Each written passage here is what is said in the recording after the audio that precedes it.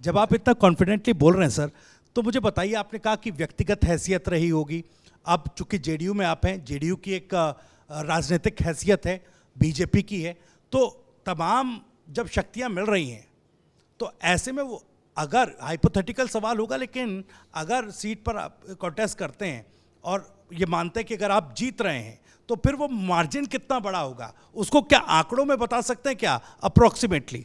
नहीं, मैं यही कह सकता हूँ। अभी मैं बहुत ऐसा, ना तो मैं सेफोलॉजिस्ट हूँ और सेफोलॉजिस्ट भी अपने आंकड़ों में फेल करते हैं। मैं इतना ही कह सकता हूँ आपको कि बहुत ही विशाल अंतर से हम लोग जीतेंगे, और वो अंतर जो होगा वो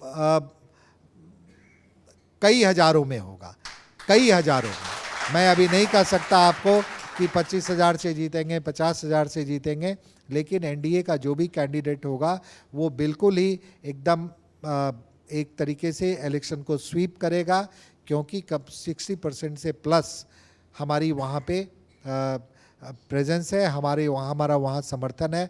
तो आप अच्छी तरीके से समझ सकते हैं कि मार्जिन क्या होगा। क्या चिराग पासवान आपके लिए प्रचार करने आएंगे अगर आप चुनाव लड़ेंगे इस बार?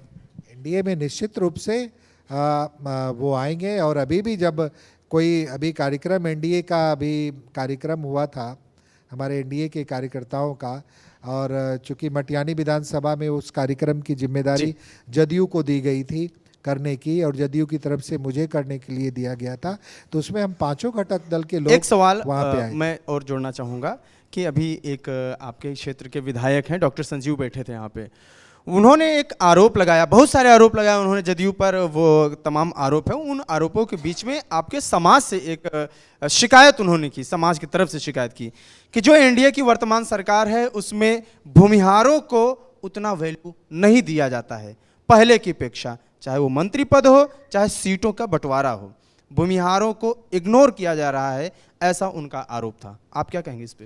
देखिए, बिहार के लोग पढ़े लिखे हो चुके हैं, एजुकेशन का स्तर बहुत आगे बढ़ चुका है, और इस स्तर पे हम लोग अभी भी कास्ट लाइन पे सोच के आगे बढ़ने का काम करें तो उनकी अपना व्यक्तिगत विचारधारा हो सकती है।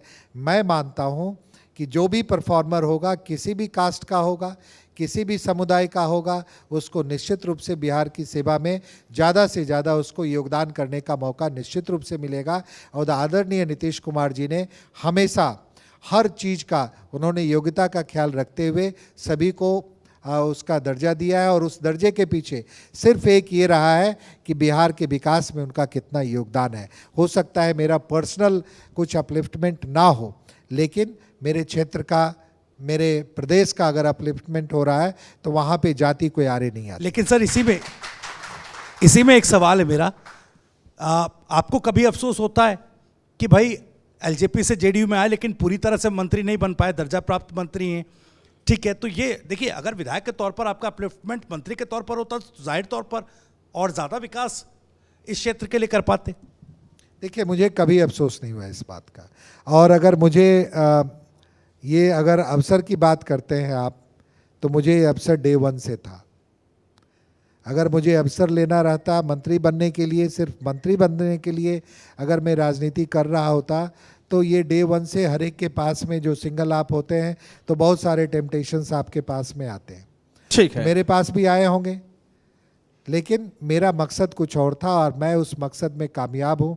आज मुझे पूरा संतोष है कि जिस उद्देश्य से मटिहानी के लोगों ने मुझे चुना था, उस उद्देश्य को पूरा करने की दिशा में हम तेजी से आगे बढ़ रहे हैं।